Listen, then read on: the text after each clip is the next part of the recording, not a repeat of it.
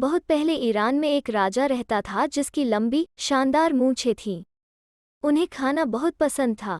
हर रात वो बढ़िया लजीज खाना खाते थे, लेकिन वो हमेशा अकेले ही भोजन करते थे। एक शाम राजा केसरी चावल और अनार के साथ मछली खाने के लिए बैठे। लेकिन जब उन्होंने मछली को खाने की कोशिश की, तो मछली इधर उधर मंडराने लगी। उस रात राजा खाना नहीं खा सके, इसलिए उन्होंने अपने विश्वास पात्र वजीर को बुलाया। मछली को देखकर वजीर ने कहा, हुजूर, यह इस बात का संकेत है कि हमारे राज्य में कुछ लोग भूखे हैं। उन्हें खिलाने के बाद ही आप अपना रात का खाना खा पाएंगे। फिर राजा ने कुछ भोजन लपेटा। उन्होंने एक गरीब आदमी का भेष धारण किया और फिर वे महल से बाहर निकले। उन्होंने अपने पूरे राज्य में खोजा। अंत में वो 3 गरीब आदमियों के पास पहुंचे, जो आग के चारों ओर एक दूसरे से बातें कर रहे थे। पहले आदमी के लाल और गोल होंठ थे, दूसरे की शानदार आंखें थीं और तीसरे की एक जबरदस्त नाक थी। राजा ने तीनों भूखे आदमियों के साथ अपना रात का खाना साझा किया। खाने के बाद वो आगे तापते हुए आराम करने लगे। तब उन तीनों आदमियों ने राजा के साथ अपना रहस्य साझा किया। हम आज रात राजा के यहाँ चोरी करने जा रहे हैं। उन्होंने स्वीकारा, यह काम असंभव होगा। राजा चिल्लाया। लाल गोल होंठों में से फुसफुसाया, मैं एक ऐसी सीटी की धुन बजा सकता हूँ जिससे हर किसी को नींद आ जाएगी। दूसरे चोर ने राजा को अपनी शानदार आंखों से देखा और बोला, मैं दीवारों के पीछे की चीजें भी देख सकता हूँ। तीसरे चोर ने अपनी जबरदस्त नाक से सूंघा और बोला, मेरी छींक इतनी ताकतवर है कि वो किसी भी दरवाजे को उसके कब्जों से उखाड़ फेंक सकती है। राजा ने पहले चोर के होंठ, दूसरे चोर की आंखों और तीसरे चोर की नाक को देखा। फिर उन्होंने अपनी मूंछों को मरोड़ा और कहा, मेरे पास भी एक शक्ति है। अगर कहीं तुम लोग पकड़े गए तो मैं अपनी मूंछें मरोड़कर तुम्हें छुड़ा दूंगा।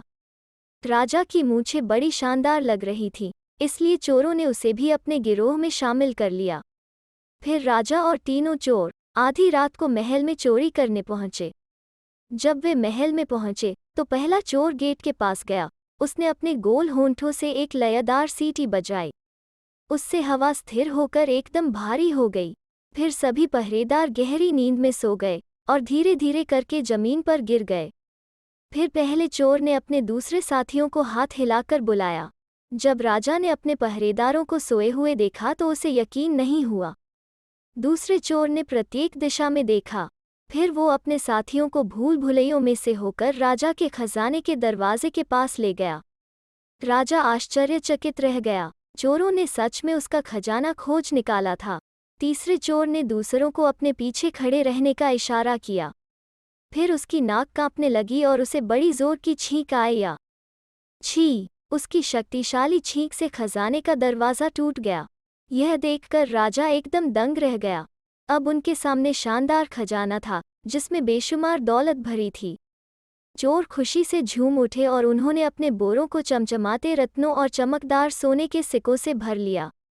फिर वे अपनी लूट को लेकर महल के पिछले दरवाजे से भागे। घबराया हुआ राजा भी उनके पीछे पीछे भागा। आग के पास वापस आकर चोरों ने राजा के साथ भी चोरी का खजाना साझा किया। राजा ने तीनों चोरों के सो जाने की प्रतीक्षा की। उसके बाद वो अपने महल में लौट आए। राजा ने अपने शाही वस्त्र पहने और फिर अपने सोए हुए पहरेदारों को जगाया और उन्हें चोरों को गिरफ्तार करने का आदेश दिया। जल्द ही राजा के पहरेदार चोरों को भीड़ भरे दरबार में घसीटते हुए लाए। राजा ने अपने वजीर को भी बुलवाया। वजीर ने तीनों चोरों को गौर से देखा। हुजूर, वे सिर्फ एक संकेत हैं। आप अपनी शक्ति का उपयोग बुराई या अच्छाई दोनों के लिए कर सकते हैं। ईरान के महान राजा ने अपने सिंहासन से उन भयभीत चोरों को देखा। तुम लोगों ने सोचा था कि तुम राजा का खजाना लूट सकते हो? वो चिल्लाया। तीनों चोरों ने अपनी बेगुनाही की गुहार लगाई। उसके बाद राजा ने अपने शाही वस्त्र उतार फेंके। उनके नीचे वही गंदे कपड़े थे जो उन्होंने चोरों से मिलते समय पहने थे। वो देख अदालत में हड़कंप मच गया। चोरों ने क्षमा मांगी। फिर राजा ने अपने पहरेदारों को बुलाया। इन तीनों को कालकोठरी में ले जाकर बंद कर दो। पहरेदारों ने चोरों को घेर लिया। पहले चोर ने दूसरे चोर को कोहनी मारी। दूसरे चोर ने तीसरे को कोहनी मारी। फिर तीसरे चोर ने अपनी हिम्मत बटोरकर राजा से कहा, हुजूर, कल रात आपने कहा था कि अगर हम कहीं पकड़े गए तो आप अपनी मूंछें मरोड़कर हमें आज़ाद करवा देंगे। कृपया अभी तुरंत अपनी मूंछें मरोड़ें। फिर राजा ने इशारा किया। पहरेदार रुक गए। अदालत चुप हो गई। राजा ने सोचा, उन्होंने पहले चोर के होंठ, दूसरे चोर की आंखें और तीसरे चोर की नाक को देखा। फिर राजा ने कुछ देर और सोचा। उन्होंने अपने वजीर की ओर देखा और उसकी बात को याद किया। वजीर ने कहा था, शक्ति का उपयोग अच्छे या बुरे दोनों कामों के लिए किया जा सकता है। धीरे धीरे राजा के चेहरे पर एक मुस्कान फैली और फिर वे अपनी मूंछें मरोड़ने लगे। यह सुनकर तीनों चोर इतने खुश हुए कि पहले चोर के गोल होंठों पर एक मुस्कान आई, दूसरे चोर की आंखें खुशी से झूम उठी और तीसरे चोर की नाक खुशी से थिरक उठी। अदालत ने अपने दयालु और बुद्धिमान राजा की जय जयकार की। फिर वजीर ने राजा की ओर देखा और अपना सिर हिलाया। उस दिन के बाद से राजा ने कभी अकेले खाना नहीं खाया। राजा के पहरेदार, उनका भरोसेमंद वजीर और तीनों चोरों ने रोजाना राजा के साथ मिलकर रात का खाना खाया। फिर जब भी वे केसर के चावल, अनार के साथ मछली खाते तो राजा मुस्कुरा देते। तो दोस्तों, कैसी लगी आज की लोककथा? अगर अच्छी लगी तो लाइक और शेयर करें और चैनल को सब्सक्राइब करना ना भूलें। फिर मिलते हैं एक नई लोककथा पर।